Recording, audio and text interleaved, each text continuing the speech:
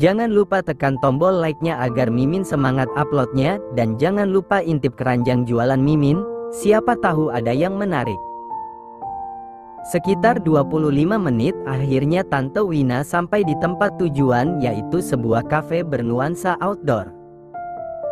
Dia tidak masuk, Tante Wina hanya menunggu di luar saja.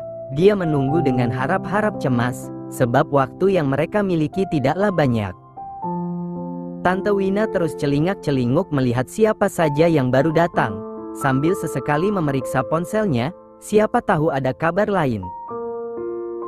Hingga 30 menit berlalu, tidak membuat Tante Wina putus asa. Dia terus berpikir positif, mungkin tempat tinggal orang itu jauh dari tempat mereka akan bertemu. Setelah 30 menit, tiba sebuah mobil yang cukup mewah berhenti tepat di depan Tante Wina. Lalu kaca mobil terbuka memperlihatkan seorang wanita yang tidak lain adalah Melissa. "Hai, kamu tantenya Audrey, kan? Naiklah, mari bicara di dalam mobil saja," ajak Melissa sopan. Tante Wina yang menyadari dia adalah orang yang diteleponnya tadi, langsung naik begitu saja. Melissa menutup kaca mobil, sebab ia tidak ingin pembicaraannya dengan Tante Wina didengar oleh siapapun, sebab Tante Wina mengatakan kalau ini sangat penting. "Bagaimana kau langsung tahu aku orangnya?" tanya Tante Wina polos. Membuat Melissa tersenyum atas kepolosan Tante Wina. "Lewat GPS, tidak susah zaman sekarang untuk menemukan seseorang," jawab Melissa tanpa mengurangi rasa hormatnya kepada tantenya Audrey ini. Melissa memang harus melakukannya, sebab mulai saat ini, siapapun yang berhubungan dengan Audrey, adalah orang-orang yang harus dia hormati, seperti dia menghormati Byakta dan juga Bibi Lauren. "Jadi apa perihal penting itu?" Sebelumnya perkenalkan, aku Melissa, rekan dari Byakta." Mendengar Melissa memperkenalkan diri dan menyebut namanya, membuat Tante Wina gugup. Sebab yang dia tahu dari cerita Audrey, Melissa adalah mantan istri Byakta dan juga ibu dari anak biologisnya Byakta. Tiba-tiba perasaannya menjadi tidak enak. Ada rasa khawatir tiba-tiba menyerang hatinya. Ia merasa telah menghubungi orang yang salah. "Tidak perlu khawatir, semua adalah masa lalu. Aku dan Byakta sudah berdamai dengan masa lalu kami, tidak lagi membicarakan perihal dulu, semua sudah berlalu. Sekarang kami hanya rekan kerja.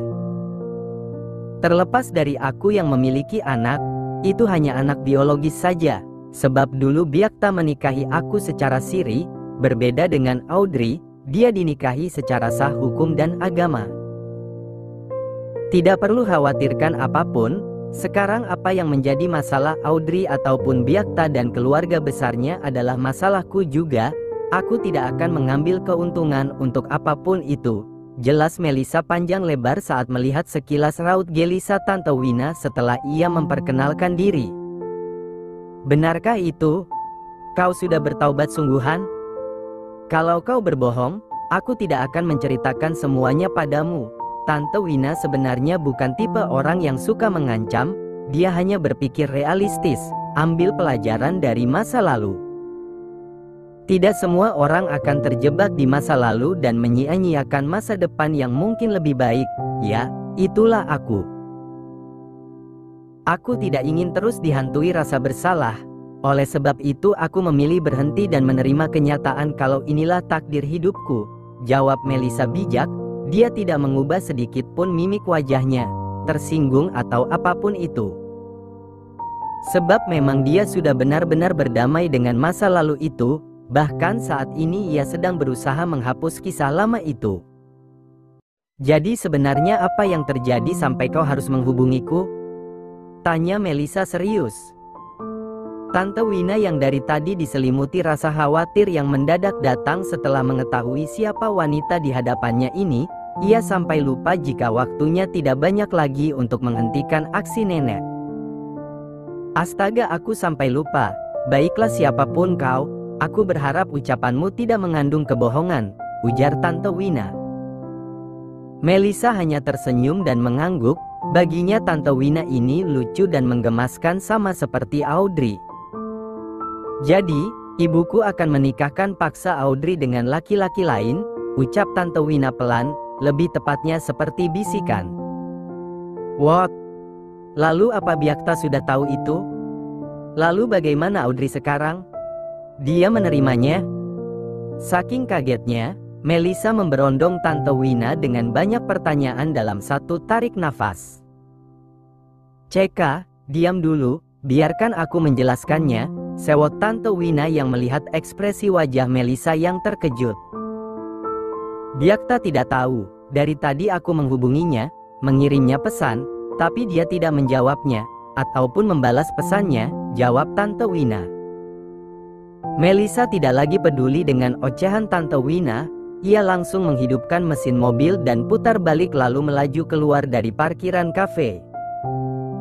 Melissa mengemudi di atas rata-rata, tidak peduli dengan Tante Wina yang khawatir dan sesekali menjerit saat Melissa menyalip kendaraan yang lain. Begitu, hingga akhirnya keduanya sampai di parkiran apartemen Byakta, Melissa segera turun tanpa menunggu Tante Wina.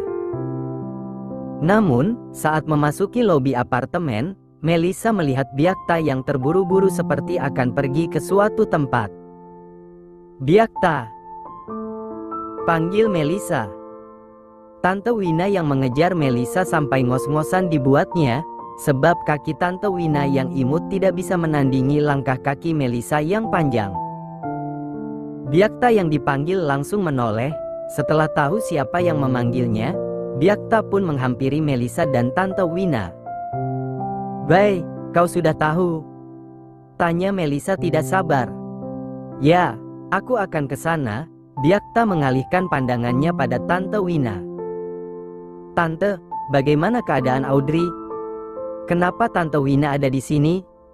tanya Byakta serius. "Kau pikir apa lagi? Kau yang tidak bisa dihubungi, lalu aku menghubungi dia.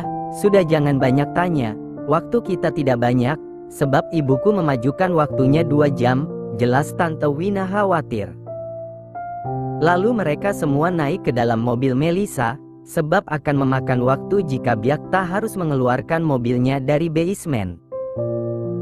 Kali ini yang mengemudi adalah Byakta.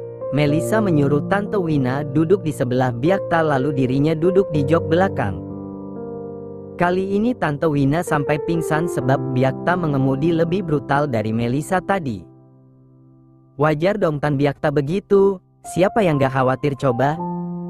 Kalau istri kesayangan mau dinikahkan sama orang lain. Wah kakak-kakak.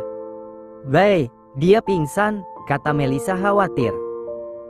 Byakta tidak menjawab, ia hanya fokus mengemudi dengan caranya sendiri supaya cepat sampai ke rumah Audrey.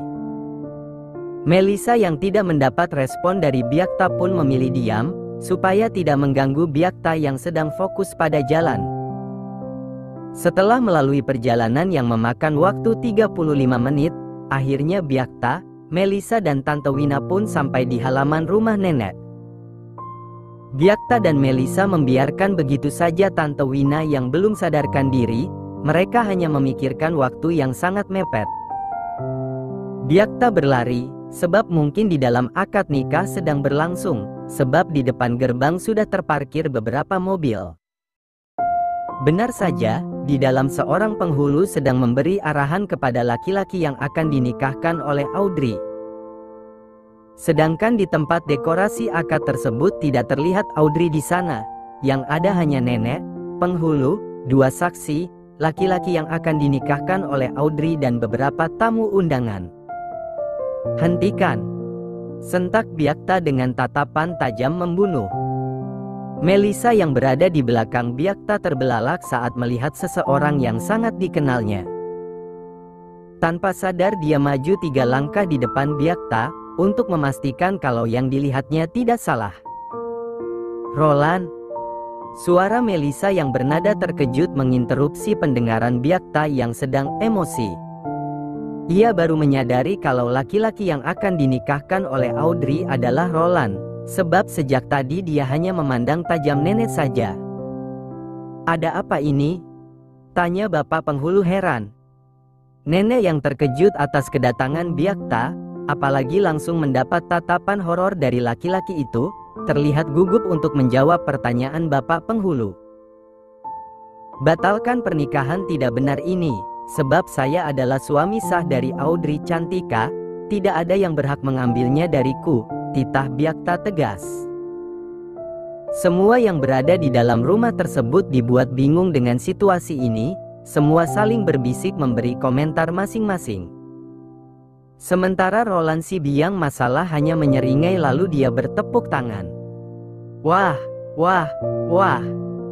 Tuan Arsena, apa kau tidak tahu malu mengakui gadis yang sudah kau buang adalah istrimu? Roland maju untuk mendekat kepada Byakta yang sedang menahan emosi, sedangkan semua orang terdiam mendengar ucapan Roland. Omong kosong apa yang kau pakai untuk mempengaruhi nenek istriku, hah? Cih, setelah kau menelantarkannya, sekarang kau sebut dia istrimu? Roland tersenyum miring, lalu dia menatap nenek yang kini sudah menunjukkan raut tidak sukanya pada Byakta, membuat Roland semakin melancarkan kebohongannya untuk memprovokasi nenek. Melissa mengepalkan tangan melihat kelakuan Roland, dia tak habis pikir bagaimana laki-laki kurang ajar ini bisa lolos dari penjara di Milan. Sehingga kini sudah berada di Indonesia, sepertinya dia memang niat sekali untuk menghancurkan Byakta, tidak berhasil melalui dia. Sekarang laki-laki ini malah mencari kelemahan lain untuk melancarkan niat jahatnya. Perhatian semua, Roland berkata dengan lantang kepada semua orang yang ada di dalam rumah nenek. Kalian pasti penasaran siapa laki-laki ini, bukan? Dia adalah Byakta Arsena, mantan suami Audrey Cantika yang menikahi gadis sebaik Audrey hanya untuk mendapatkan keturunan. Lalu dia membayar gadis malang itu seharga biur. Satu gelas air mineral membasahi wajah Roland dan menghentikan semua ucapannya. Tidak hanya itu. Pelak. Satu tamparan keras mendarat tepat di pipinya. Audrey menata tajam Roland, lalu kau siapa? Hah? Dia yang baru bangun dari pingsannya tidak sengaja mendengar keributan yang ada di lantai bawah. Dengan kepala yang berat dia berusaha bangun dan ingin melihat apa yang sebenarnya terjadi, sehingga ia mendengar pekikan Byakta. Audrey yang melangkah sedikit sulit sebab gaun yang sudah terpasang rapi di tubuhnya, riasan yang begitu membuat wajahnya cantik. Melangkah perlahan, dia sempat terkejut saat melihat Roland berada di antara semua orang. Dia pun baru tahu kalau laki-laki yang akan dinikahkan kepadanya adalah Roland. Dia juga tidak menyangka laki-laki itu bahkan mengejar sampai ke sini untuk menghancurkan kehidupannya bersama Byakta. Saat Roland mengatakan kebohongan, darahnya mulai mendidih, buru-buru ia turun dari tangga. Tidak ada yang mendengar langkahnya karena ia tidak memakai apapun di kakinya. Semua tamu sedang fokus melihat perdebatan antara Byakta dan juga Roland. Jawab, teriak Audrey penuh emosi. Kalau dia laki-laki yang menelantarkan aku, lalu membayar rahimku, lalu kau siapa? Lanjut Audrey. Semua orang terdiam mendengar teriakan Audrey, hingga tempat itu senyap tidak ada satu suara pun. Dia adalah laki-laki yang membayarku untuk menggugurkan kandungan Audrey, jawab Melissa lirih. Semua orang terkejut mendengar ucapan Melissa, bahkan nenek sendiri menutup mulutnya saking tak percaya dengan yang dilakukan Roland pada Audrey. Pelak. Tamparan kedua mendarat lagi di pipi Roland setelah Melissa menjawab pertanyaan Audrey tadi. Dengan lantang kau menghina suamiku, beraninya kau menghasut nenekku, padahal kaulah racun di dalam rumah tanggaku dulu. Sekarang, menjawab pertanyaan sederhanaku saja kau tidak bisa. Pengawal. Teriak Melissa tanpa mengubah posisinya dan juga pandangan tajamnya pada Roland. Bahwa manusia tidak tahu malu ini kembali ke negaranya, masukkan dia ke dalam penjara yang membuatnya tidak ingin hidup lagi, titah Melissa tegas. 6 orang pengawal yang Melissa panggil tadi segera memegang Roland yang terdiam tak bisa berkutik. Dia pikir dengan menghasut nenek, semua akan berubah sesuai keinginannya, semua usahanya untuk bisa datang ke negara ini hanya sia-sia. Dia sangat tahu siapa Byakta dan bagaimana Melissa, bahkan dia tahu penjara apa yang dimaksud Melissa tadi. Saat Roland akan dibawa, Melissa mendekatinya. Lain kali berpikirlah sebelum bertindak, selamat bersenang-senang di tempat barumu. Aku akan menyusulmu jika semua urusanku sudah selesai di sini. Melissa menyeringai setelah mengatakan perkataan yang sangat menakutkan bagi orang yang mengerti maksudnya. Setelah Roland si biang masalah dibawa paksa oleh 6 orang pengawal profesional milik Melissa, Byakta mendekati Audrey. Laki-laki itu langsung mengambil tangan Audrey. Mungkin jika orang lain yang menjadi Byakta akan segera memeluk pujaan hatinya, berbeda dengan yang dilakukan Byakta. Laki-laki itu mengambil tangan Audrey, melihat tangan itu beberapa detik lalu beralih melihat wajah Audrey dengan tatapan tajam, membuat semua orang heran.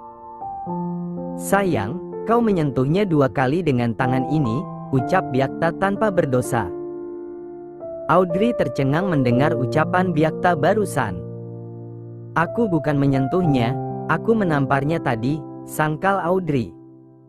"Untuk apa kau menyentuhnya? Kau bisa katakan padaku jika ingin memukulnya, aku bisa melakukannya untukmu," ucap Byakta lagi. Melissa menepuk jidatnya saat melihat Byakta yang akan berubah seperti bocah jika sudah berhadapan dengan Audrey. "Kau ini bagaimana sih? Aku menamparnya untuk membelamu, kenapa kau bilang aku menyentuhnya?" Audrey menjadi sewot kepada Byakta. Seharusnya Byakta memeluknya dan memberi kecupan hangat di keningnya karena sudah berhasil menghentikan pernikahan konyol itu. Bukannya malah mempermasalahkan perihal yang bukan masalah. Memangnya dia tidak malu jika terlihat aneh di depan para tamu? Sudah. Kenapa kalian jadi bertengkar? Semua sudah selesai, ucap bapak penghulu untuk melerai kedua pasutri yang sedang berdebat tidak melihat tempat. Akhirnya perdebatan pun berhenti, lalu nenek menghampiri Audrey dan langsung memeluknya. "Maafkan nenek, sayang. Nenek yang salah, semua karena nenek, maafkan nenek." Nenek menangis terseduh-seduh di dalam pelukan Audrey. Dia merasa bersalah dan menyesal sudah percaya dengan hasutan orang asing dibanding cucunya sendiri. "Nenek nggak perlu minta maaf," Ray mengerti kekhawatiran nenek. Audrey memeluk nenek dengan erat hingga beberapa detik kemudian, dia melepaskan pelukannya dari nenek. Saat suasana mengharu biru, tiba-tiba Tante Wina datang. Ia baru saja bangun dari pingsannya. Sebenarnya dari tadi tidak ada yang mengingatnya, sebab suasana memang begitu kacau tadi. "Aku masih hidup, kan?" tanya Tante Wina tiba-tiba. Membuat Melissa menutup mulutnya menahan tawa, mengingat bahwa wanita itu tadi pingsan disebabkan oleh Byakta yang mengemudi secara brutal. "Bu, aku tidak berada di alam lain, kan? Aku benar-benar masih hidup, kan Bu?" Tante Wina mendekati ibu dan Audrey yang masih mengharu biru itu. "Apa yang kau katakan? Hah? Tentu saja kau masih hidup. Memangnya kau kenapa sampai bertanya seperti itu?" ujar nenek heran. Tante Wina mencubit lengannya sendiri untuk memastikan ucapan nenek benar adanya, kalau dia masih hidup. Setelah melakukan itu dan dia merasakan sakit pada lengannya, Tante Wina langsung berbalik menatap horor Byakta. Yang ditatap bukannya takut, malah mengangkat bahu tidak peduli. Lalu ia mendekati Audrey. Memeluk istrinya di depan semua orang, setelah itu dia mengatakan tubuhnya lalu tersenyum pada Audrey. Setelah itu Byakta melihat nenek dan melepaskan Audrey. Byakta menarik nafasnya terlebih dahulu, lalu ia memberanikan diri untuk memegang kedua bahu nenek. "Nek, sudah bisakah aku bawa kembali cucumu? Aku berjanji akan membahagiakannya sampai mau memisahkan kami. Aku bukan mau mengambil dia dari nenek, tapi aku ingin hidup bahagia bersamanya dan juga keluarganya." Nenek tidak bisa berkata-kata mendengar ucapan tulus dari Byakta. ia merasa bersalah dan menyesal telah melakukan semua ini. Seharusnya dia tidak berubah pikiran hanya karena ucapan orang asing itu. Meskipun dia mengatakan sudah mengenal Audrey daripada Byakta mengenal Audrey, seharusnya dia mengonfirmasikan semuanya terlebih dahulu, mencari kebenarannya dulu baru bertindak. Nenek menangis terseduh-seduh di depan Byakta. "Maafkan nenek yang jahat ini, nak." Byakta menggeleng, "Tidak nek, aku tahu nenek menyayangi istriku." Byakta memeluk nenek, membiarkan nenek menumpahkan segala penyesalannya. Saat masih dalam suasana itu, datanglah Bibi Loren yang sengaja dihubungi Melissa supaya datang untuk menyaksikan pernikahan ulang Byakta dengan Audrey. Akhirnya semua terselesaikan tanpa kehadiran Bastian. Untuk pertama kalinya Byakta menyelesaikan masalah tanpa Bastian. Entah kemana laki-laki itu saat ini, belum ada yang mendapatkan kabar darinya. Dimanapun dia berada, semoga Tuhan selalu melindungi dia. Batin Byakta lega. Tamat.